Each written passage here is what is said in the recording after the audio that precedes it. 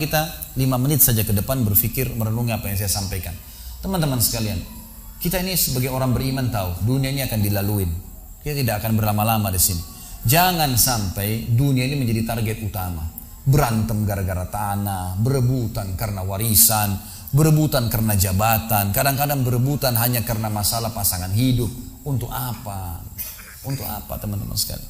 Dunia ini mungkin di mata antum kelihatan besar kalau dekat. Misal, saya tidak tahu bapak-bapak mengerti nggak. Kalau ibu-ibu biasanya langsung mengerti kalau masalah contoh-contoh perhiasan. Kalau ada orang punya berlian, besarnya seperti bola pingpong, kaya nggak? Rupanya ada juga bapak-bapak yang paham. Itu kaya luar biasa. Kalau dia punya berlian seperti bola basket, kaya nggak? Coba taruh berlian yang seperti bola basket itu di tanah, terus antum naik pesawat ke atas. Makin jauh, kelihatan enggak? Orang yang perebutkan tanah 1000 kali 1000 meter, 1 hektar, berapa hektar, tumpah-tumpahan darah. Padahal kalau dia naik pesawat hilang semua tuh. Mobil mewah, bangga-banggaan dengan mereknya. Kalau kita naik pesawat kayak gentong-gentong lagi jalan. Cuma hiasan dunia. Apa yang mau dikejar? Gitu kan? Seorang mukmin tahu dunia hanya fasilitas saja untuk mengejar akhirat. Akhirat yang abadi teman-teman. Akhirat yang abadi, kejar di sana. Walad darul akhiratul lahiyal hayawan, kata Allah. Darul akhirah, tempat akhirat adalah kehidupan yang abadi. Di akhirat kata Nabi SAW, kalau seorang mukmin masuk ke dalam surga, tidak ada capek, nggak ada gangguan orang, nggak ada sedih, nggak ada penyakit, nggak ada buang air besar, nggak ada buang air kecil. Makanan dan minuman yang dimakan ahli surga yang tidak dibutuhkan oleh tubuhnya akan keluar dalam bentuk keringat yang lebih wangi dari bau kasturi. Gak ada lagi masa tua, gak ada masa anak-anak. Semuanya berumur 33 tahun. Dan semua laki-laki akan kembali kepada poster ayahnya Adam 60 siku ke langit 27,5 meter. Dan semua perempuan kembali kepada poster ibunya Hawa 40 siku ke langit 17,5 meter. Nggak lebih ya daripada itu, dan tidak pendek tidak tinggi. Jadi teman-teman yang pendek nggak usah khawatir. Ini cuma dunia. Sampai orang beriman pun tahu kalau ada orang lahir dalam kondisi fisiknya luar biasa, matanya buta, telinganya tuli, tangannya, kakinya semua putus, gitu kan? Itu tetap bagi orang beriman punya nilai. Karena itu cuma dunia. Begitu dia meninggal, jasadnya akan dimakan oleh tanah. Sebagaimana sabda Nabi SAW, semua jasad kalian akan dimakan oleh tanah kecuali tulang ekor kalian yang darinya Allah akan tumbuhkan kalian. Di akhirat ditumbuhkan jasad yang baru. Itu yang akan hidup bersama kita di surga atau di neraka, gitu kan? Jadi ini cuma dunia sebentar. Untuk apa dikejar, teman-teman sekalian? Ingat, Nabi SAW pernah keluar dalam hadis Bukhari dari masjid beliau, kemudian beliau menggambar kotak. Lalu beliau mengatakan, inilah kotak kehidupan manusia. Seperti meja ini misalnya, inilah kotak kehidupan manusia. Lalu Nabi SAW menggaris dari luar kotak, di bawah kaki beliau, digaris, dilewatin kotak ini sampai melewati kotak tengah, di depan, panjang. Lalu kata Nabi SAW, ini angan-angan manusia. Ini angan-angannya. Angan-angannya melampaui kehidupannya. Lebih 500 tahun ke depan, padahal umurnya cuma 60-70. Lalu Nabi SAW menarik dengan tongkatnya dengan keras dari sisi kanan garis kotak, digaris dengan keras sampai terbongkar tanah itu digaris dan memutus garis tengah itu. Lalu beliau mengatakan, dan ini kematian yang akan datang memutus angan-angannya. Di Jakarta kemarin teman-teman sekalian, ini bukan nakut-nakutin, tapi di Jakarta kemarin begitu. Ada orang keluar dari mall, kisah nyata, bawa kresek banyak sekali, habis belanja buat keluarganya. Mobilnya Masya Allah mewah luar biasa, super lux, paling mahal. Parkir, begitu melihat tukang parkir, alhamdulillah, tukang parkirnya sangat senang nih, karena ini orang kaya, pasti kasih tip yang banyak gitu. Naik di mobilnya, di starter mobil, tidak pakai supir kebetulan, dia nyalain, mobil di depan ada, mobil di belakang ada, gitu. Jadi terhimpit. Tiba-tiba orang ini tuh starter mobilnya diinjak gas dengan sangat keras, mundur ke belakang, nabrak mobil di belakang, hancur total. Tukang parkirnya pun tadi jadi marah, Pak, apa nggak lihat, ngambil marah-marah. Tapi anehnya orang ini gasnya terus kencang, gitu ribut, gitu kan. Maka tukang parkir curiga, dibuka pintu, orang itu sudah meninggal dunia. Teman-teman sekalian, pernah nggak orang ini berpikir dia akan mati pada saat keluar dari mall? Kalau dia tahu, dia tidak bakal keluar ke mall tuh. Di depan mata saya pernah ada orang meninggal di rumah sakit ayah saya. Kebetulan di Makassar beliau punya rumah sakit, dan itu di pinggir jalan raya. Sore hari, subhanallah, ada anak muda. Saya pas lagi di teras lantai 2 rumah ayah saya itu kelihatan jalan raya. Jadi kelihatan orang kejadian ini. Ada anak muda lagi pakai motor, waktu itu motor baru dia jalan. Jadi jalurnya 2 jalur gitu kan. Rupanya motor ini motor itu dari arah sana. Kemudian di sini ada mobil pick up yang pelan jalannya gitu. Ada mobil truk pelan jalannya. Di belakang ini rupanya ada mobil truk pelan, di belakangnya ada mobil pick up. Mobil pick up ini mungkin kena terganggu. Dia bukan ngelewatin dari kiri, dia keluar ke jalur sebelah. Keluar, motor yang tadi lagi kencang, dia tidak sangka tabrak, meninggal di tempat. Jatuh tergeletak, motornya dibawa, dicek di rumah sakit ayah saya di klinik, ternyata sudah meninggal dunia. Saya lihat orang itu subhanallah tergeletak. Ada beberapa produk yang dia bawa di motornya. Lalu saya bertanya, saya muhasabah sendiri. Orang ini pernah berpikir nggak ya waktu keluar rumah tadi akan dia tabrakan, dia akan jatuh? Saya yakin tidak. Kalau dia berpikir dia tidak akan keluar dari rumahnya. Tapi begitulah ajal kalau datang teman-teman sekalian. Kalau datang tidak akan terlambat sesaat atau berkurang sesaat. Harus fahamin, gitu kan?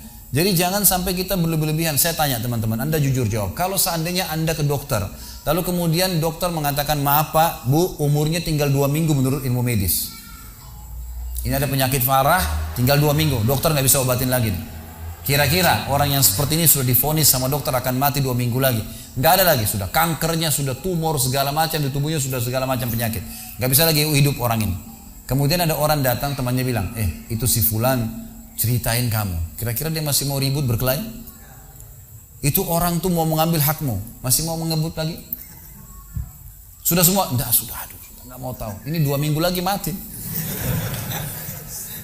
Semestinya teman-teman enggak usah tunggu vonis dokternya. Siapa yang bisa jamin sekarang di masjid ini teman-teman ada dari tembok ini tiba-tiba malaikat maut, saya lihat antum tidak lihat, orang roh saya tinggal dikenang. Khalid Basalamah pernah ceramah, selesai. Dan Anda juga bisa begitu setiap saat. Bagaimana orang bisa tenang nih dalam kemaksiatan kepada Allah sementara setiap saat malaikat maut bisa datang jemput dia dan ada hisab semuanya. Ini bahaya sekali. Baik, saya pernah mengadakan pelatihan teman-teman sekalian di masjid yang besar. Masya Allah mungkin seperti ini malah lebih besar. Lantai 2 juga seperti ini dan penuh. Di lantai 2 itu ada banyak ibu-ibu akhwatnya. Saya bicara masalah kematian selama 2 jam materi lengkap. Kemudian setelah itu sebelumnya saya bilang sama panitia tolong supaya lebih hidup suasananya, siapkan kebutuhan jenazah, meja, kain kafan, sama menyan-menyannya semua. Kemudian di sebelah masjid buatin liang lahat. Baik Ustaz, dibuatlah. Selesai saya ceramah 2 jam, saya bilang, Bapak Ibu sekalian, saya mau ajak Anda 5 menit coba menjadi jenazah. Ada yang mau? Sempat ada yang angkat tangan depan saya. Kebetulan teman kita ini, saudara kita tukang batu. Adiknya dia kembar anak SMA sering ikut pengajian saya gitu. Dia hadir juga. Dia bilang, saya Ustaz. Baik, silahkan. Pak, saya minta tolong satu hal ya. Kalau Bapak naik nanti di atas meja ini, dibungkus dengan kain kafan oleh panitia, tutup mata Anda dan bayangkan Anda sudah mati dan dengarkan apa yang saya ucapkan. Baik Ustaz, baik. Saya juga bilang sama panitia di atas masjid waktu itu, ibu-ibu, silakan kalau ibu mau coba, panitia tolong bantu. Saya sudah pandu waktu sebelum pengajian. Ringkasnya adalah dia naik. Subhanallah, begitu dia naik, Bapak Ibu sekalian, orang ini naik di atas meja, begitu tutup matanya dan ditempelin kain kafan di pipinya. Ini kain kafan asli kita beli. Ditempel di pipinya, langsung dia nangis dia, terisak-isak. Lalu kemudian panitia taruh tangannya di dadanya, harus dibungkus gitu kan. Lalu saya bilang, Pak, coba renungin sekarang Anda sudah mati dan hiruk-pikuk di masjid ini ada orang nangis. Kebetulan adiknya dia yang kembar ini murid saya duduk di sebelah kiri kanannya dan membayangkan benar kakaknya meninggal. Mereka betul-betul menangis gitu. Ada jemaah-jemaah juga yang lain pada nangis. Saya bilang hiruk-pikuk masjid ini yang sedang menangis, ada yang sedang ngobrol, ini anggap di rumah Anda pada saat Anda meninggal dunia. Dan Anda tidak bisa protes. Gak bisa bilang saya tidak mau, jangan ribut, gak bisa lagi. Udah. Panitia pun menaruh tangan kanan di atas tangan kiri, kita nggak bisa protes taruh di dada. Dibungkus dengan kain kafan pun nggak bisa. Baik, Pak, bayangkan semua peluang amal saleh yang semestinya Anda bisa kerjakan, sholat malam, sedekah bakti dengan orang tua, baca Quran, sholat berjamaah, yang Anda sia-siakan dan Anda menyesal kenapa tidak kerjakan sekarang. Dan bayangkan semua peluang dosa yang Anda tidak sia-siakan. Kesempatan zina, berzina, kesempatan dusta-dusta, kesempatan riba-riba, semua dikerjakan. Dan Anda tidak sempat taubat dan Allah akan hukum Anda sekarang. Itu Bapak Ibu sekalian, saya tidak karang-karang dia sampai nangis Bapak ini. Terus dia nangis. Lalu saya bilang, tolong panitia datangkan geranda jenazah. Datangkan. Baik Pak, sebentar lagi kami akan angkat badan Anda di geranda ini dan kami akan bawa Anda ke liang lahat sebelah masjid. Diangkatlah dia. Saya bilang, Pak, renungin, resapi tubuh Anda kesentuh dengan geranda ini. Ditutuplah lalu dipikul. Lalu saya pandu pakai mic, saya bilang, Pak, inilah detik-detik terakhir Anda bersama kami. Terus sesalin perbuatan-perbuatan dosa yang Anda pernah lakukan, peluang-peluang ibadah yang Anda sia-siakan. Sampai tiba di luar masjid, saya turun ke liang lahat, saya buatin sendiri tanah, kemudian saya buatin gubernur, lalu diturunkan dia. Setelah diturunkan, saya suruh tutup matanya, kemudian ditutup dengan kain. Saya keluar, lalu saya pakai mic, saya bilang, Pak, buka matanya. Inilah rumah Anda sekarang. Walaupun rumah Anda 1000 kali 1000 meter di dunia, kembali ke 1 kali 2 meter. Ini tempat Anda sekarang. Dan sebentar lagi malaikat akan datang menanyakan kepada Anda pertanyaan-pertanyaan yang Anda sudah tahu. Selesai. Berapa mungkin sekitar hitungan detik. Ini semua proses kurang dari 5 menit teman-teman sekalian. Lalu saya bilang, buka. Dibuka kain tersebut. Lalu saya bilang, teman panitia bantu. Bapak ini keluar. Keluar dia. Waktu dia keluar dari kuburan, liang lahat itu teman-teman, sempoyongan. Kayak orang yang sudah pusing gitu. Keluar. Kemudian saya bawa ke masjid. Saya pegang tangannya masuk ke masjid. Duduk. Lalu saya kasih mic. Pak, tolong ceritakan pengalamannya kepada jemaah jadi jenazah 5 menit. Itu dia pegang mic, gemetaran. Ustaz, saya tobat. Saya durhaka sama orang tua. Saya nggak sholat. Saya begini. Ini dia lupain, ada ribuan jemaah depannya nih. Dia nangis-nangis. Sebutin semua kesalahannya. Semua pada banyak ikut nangis. Dia kayak orang ketakutan betul. Gitu kan. Baik, selesai. Saya panggil siapa lagi yang mau coba? 2, 3, 4 orang. Rata-rata semua begitu keadaannya. Gitu kan. Alhamdulillah mereka sadar seketika pada saat itu. Lalu kemudian saya bilang, penutupan, ada bahkan ibu-ibu yang coba di atas pingsan, ibu itu. Kita bukan nakut-nakutin, tapi memang saya praktekin. Lalu saya bilang begini, Bapak Ibu sekalian, sebagai penutup acara saya bilang pada saat itu, bahwasanya ini hanya praktek jadi jenazah. Tapi ini ya akan datang satu waktu Anda dibungkus kain kafan tidak bisa kembali lagi. Sekarang masih bisa kembali beramal soleh. Dan ini pernah diperingatkan oleh Hasan Basri rahimahullah. Beliau pernah ngantar jenazah diikuti oleh seseorang. Lalu Hasan Basri tanya, wahai fulan, kalau seandainya jenazah ini tiba-tiba hidup sekarang, apa yang dia kerjakan? Kata orang ini, tentu dia akan sholat, dia akan puasa, dia akan ngaji, dia akan kerjakan ibadah-ibadah. Kata Hasan Basri, kenapa? Dia bilang karena dia sudah mati, dia tahu nilainya ibadah itu. Kata Hasan Basri, yang kau ucapkan benar, tapi di depan matamu ini tidak bisa hidup lagi. Kamu sekarang masih hidup, kerjakan seperti dia kalau dia hidup. Jangan tunggu itu, gitu kan? Ingat teman-teman, pujian teman, ancaman teman, atau orang sekitar kita hanya sepanjang lidahnya. Kamu hebat ya, kamu kaya ya, kamu gagah ya, kamu cantik ya, sepanjang lidahnya demi Allah. Mau apa itu? Apa yang mau direbut? Orang-orang setengah mati sholat malam sejam 2 jam, besok ceritain ke orang hanya butuh pujian sepanjang lidah dia. Untuk apa? Teman-teman yang suka riak nih, saya ajarin caranya gampang. Ada caranya gampang. Kalau Anda besok pagi mau cerita kepada teman-teman Anda di kantor atau tempat, saya sholat tadi malam, sholat malam, gak usah tunggu besok pagi setengah mati, ngantuk-ngantuk nanti malam bangun. Jam 2 malam sebentar, datangin rumah teman yang jadi target, ketok pintunya, nih saya mau sholat, lihat ya. Selesai, gitu kan. Untuk apa nunggu besok setengah mati, gitu kan. Gak ada gunanya riak, pujian orang sepanjang lidahnya, jangan, gitu kan. Gak ada gunanya. Jadi teman-teman sekalian, sadarilah mati akan datang dan jadilah seperti Bilal radhiyallahu anhu, sahabat Nabi yang mulia. Waktu ditanya, "Ma ra'yuka bil maut?" Apa pendapat Anda dengan kematian? Kata beliau, "Marhaban bil maut." Selamat datang kematian. Apa yang saya mau takutin? Apa yang dia mau takutin kalau selama hidupnya dari bangun tidur sampai tidur semua ketaatan? Pastilah terbalik, orang rindu, gitu kan? Orang mukmin itu rindu. Waktu terjadi perang Yarmuk tahun 14 Hijriah. Waktu itu dipimpin oleh Khalid bin Walid dengan di situ di dalam pasukan ada Sa'id bin Zaid. Sa'id bin Zaid salah satu yang dijamin masuk surga. Teman-teman bisa nonton serialnya di website di www.khalidbasalama.com, ada serial sahabat. Saya ceritakan di situ ceritanya.